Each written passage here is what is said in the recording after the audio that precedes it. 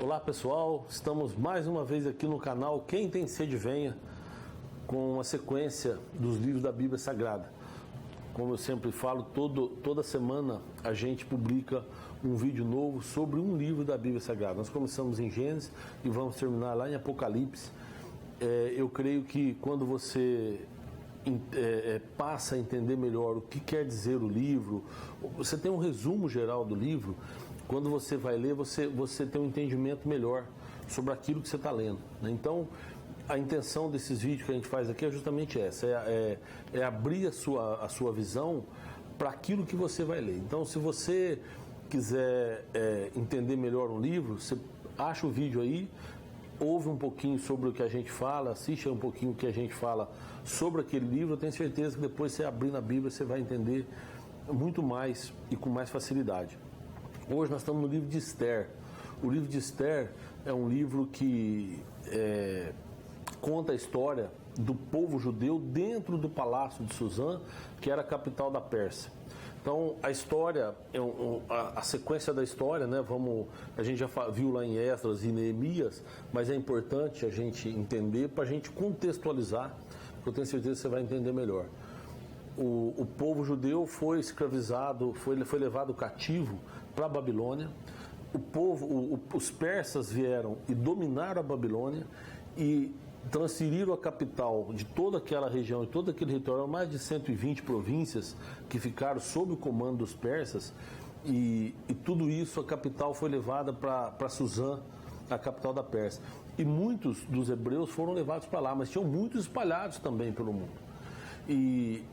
E aqui o livro de Esther conta uma história, é uma história fantástica, o pessoal até brinca comigo, porque para mim toda a história da Bíblia é fantástica, mas é um livro que eu gosto muito, o livro de Esther.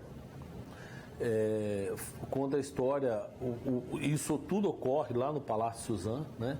Então conta a história que o rei Assuero, ele deu um banquete, ele deu uma festa e convidou todos os príncipes, os governadores, aquelas pessoas que estavam sob o comando dele, os territórios que ele havia conquistado, né?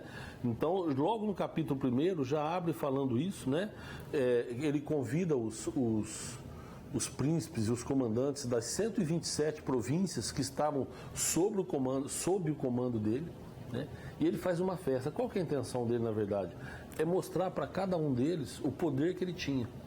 O rei Assuero quis mostrar para eles que ele era um homem poderoso. Então ele convidou os homens, os comandantes e as esposas para uma festa. Então os homens ficavam em um pátio do palácio de Suzã e as esposas ficavam com a rainha, que era a rainha Vasti, ficava no outro ambiente. E deram uma festa. Essa festa durou simplesmente uma semana.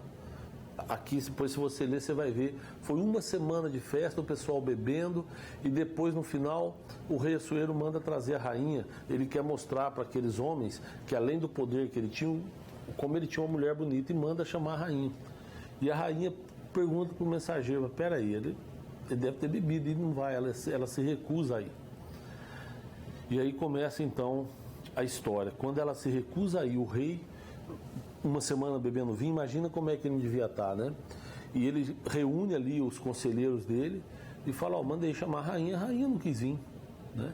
Aí um dos conselheiros dele, um cara chamado Memucã, levanta e fala assim: majestade, nós precisamos tomar uma providência urgente.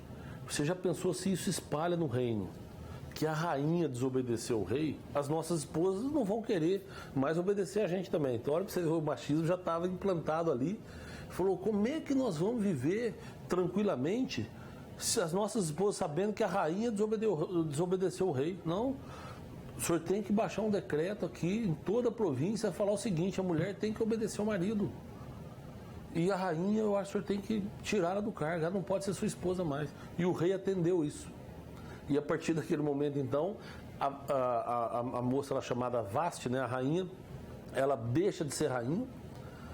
O rei coloca ela no outro lugar, ela não tem mais autorização para entrar na presença dele, ou se faz ali um divórcio, vamos dizer assim, e baixa o decreto falando isso daí.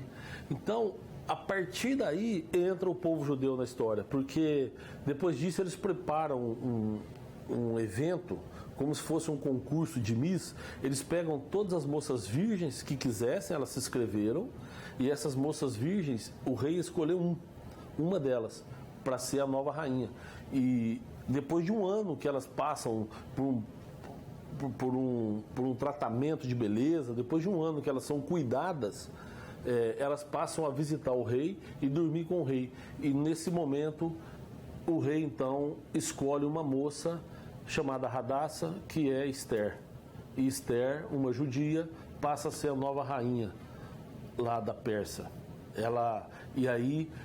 Aí tem toda uma história que aí o povo judeu passa também a ser valorizado. Se você ler, você vai ver, é uma história fantástica. Por quê? Porque nesse meio tempo tem um cara chamado Amã, que era um agagita, que era um descendente. Por isso que é importante a gente entender o Antigo Testamento. Lá atrás, quando Saul era rei, Samuel chamou Saul e falou: olha, Deus quer que você vá e acabe com todos os agagitas. E Saul vai e mata todos, menos um, que é o rei, né, o rei Agag. E aí esse homem, Amã, é descendente de Agag, é descendente desse homem que teve a vida preservada. Ele é o primeiro-ministro, vamos dizer assim, lá da Pérsia. E ele se levanta contra o povo judeu. Por quê? Porque ele era exaltado, era um homem poderoso, abaixo do rei era ele, só que ele era muito prepotente e todo mundo tinha, quando ele passava, as pessoas tinham que se curvar diante dele. E tinha um rapaz, né, que era Mardoqueu, que era primo de Esther. Ele se recusava, ele falou: não, só vou me curvar diante do meu Deus. E aí causou uma briga, e Amã, que era esse primeiro-ministro, pôs no coração que devia acabar com a vida de Mardoqueu, mas não só com ele, mas com todo o povo dele. E aí então ele convenceu o rei a baixar um decreto que quem não se curvasse, ou quem tivesse alguma coisa que não atendesse totalmente o rei Assuero, né, os costumes da Pérsia ali, eles iam matar dali um ano, eles iam matar todo o povo, e o povo não podia nem reagir. E aí aconteceu essa questão com Mardoqueu, e ele então pôs no coração de matar todo o povo judeu depois de um ano. Nesse meio tempo, nessa conspiração toda contra o povo judeu, o povo começou a sofrer demais. Mardoqueu visita a prima dele, que é a nova rainha, que é Esther, falou: o cara vai matar todo mundo, você precisa falar para o rei. E a rainha fala: mas peraí, eu não posso.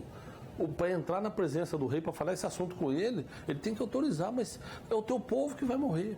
E aí então Esther pede para todo mundo jejuar, orar por ela, e ela vai na presença do rei. E quando ela chega lá no pátio, o pessoal e o rei pergunta: quem que está aí? Ela fala assim: a rainha. Ele levanta o cetro, né, que chama aquela.